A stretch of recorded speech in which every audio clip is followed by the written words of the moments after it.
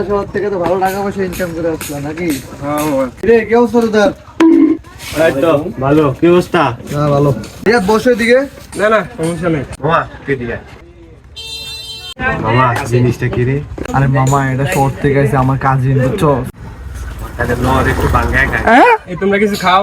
না না ভাই, আরে খাও। না না ভাই দরকার নেই, আরে খা সমস্যা নেই। দাদা দুটা কেক দেন তো। যেটা ঠিকই চাটা তো দেন খা।